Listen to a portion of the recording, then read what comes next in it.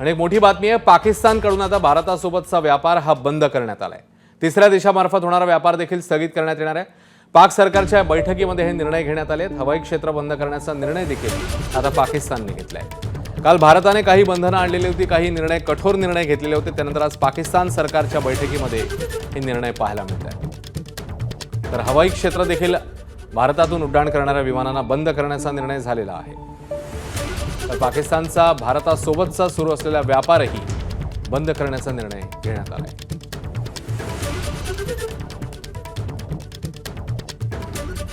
या संदर्भात एक पाकिस्तानची बैठक पार पडली, ज्याच्यामध्ये वाघा बॉर्डर पाकिस्तानच्या बाजूनेही बंद करण्याचा निर्णय जो आहे तो झालेला आहे। त्यामुळे हवाई क्षेत्र बंद करणं, वाघा बॉर्डर बंद करणं आणि व्यापार स्थगित करणं हे 3 निर्णय आता पाकिस्तानने घेतलेले आहेत।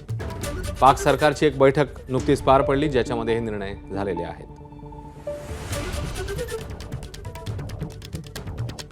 सोमेश कोलगे आपल्या सोबत आहेत निर्णयाबद्दल अधिक माहिती द्यायला। सोमेश, नक्कीच आता अतिशय मोठी घडामोड घडते। एकतर पहिली गोष्ट, अनेक वेगवेगळे जे डिप्लोमॅटिक अधिकारी आहेत भारताशी संबंधित, ते सगळे विदेश मंत्रालयामध्ये पोहोचतात। सध्या विदेश मंत्रालयाच्या बाहेर खूप मोठ्या संख्येने अनेक राजनयिक अधिकाऱ्यांच्या गाड्या उपस्थित आहेत। दुसऱ्या बाजूला केंद्रीय गृहमंत्री अमित शहा हे स्वतः राष्ट्रपतींना भेटायला गेलेले आहेत। त्यामुळे निश्चितच आजच्या सर्वपक्षीय बैठकीनंतर मोठा निर्णय होऊ शकतो। कदाचित शक्यता आहे की युद्ध घोषणाही केली जाऊ शकते आणि भारत पाकिस्तानच्या सोबत अधिकृत युद्ध जाहीर करेल अशीही शक्यता आहे। युद्ध घोषणा करायची असते किंवा केली जाते, त्यावेळी सर्वपक्षीय बैठक आतापर्यंत भारताच्या इतिहासामध्ये बोलवली गेलेली आहे आणि सर्वपक्षीय बैठकीनंतर युद्ध घोषणा केली जाते। त्यामुळे आता सध्याच्या परिस्थितीमध्ये केंद्रीय गृहमंत्री अमित शहा हे राष्ट्रपतींना भेटायला गेलेत।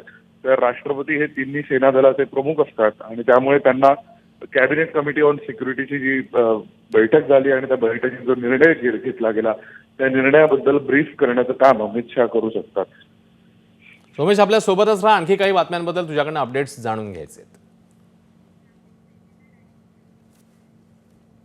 तर पाकिस्तानच्या बैठकीत नेमके कोणकोणते निर्णय समोर आलेत? भारतासोबत सुरू असलेला व्यापार बंद करण्याचा निर्णय घेतलाय पाकिस्तानने। यासोबतच भारताच्या माध्यमातून इतर कोणत्याही देशासोबत व्यापार होणार नाही असंही निश्चित करण्यात आलंय। याखेरीज भारतीयांचा सार्क व्हिसा रद्द करण्याचाही निर्णय घेण्यात आलाय। भारतीय उच्चायुक्तालयातील लष्कर सल्लागारांना भारतात परतावं लागणार आहे। तर वाघा अटारी बॉर्डरही बंद करण्यात आली आहे।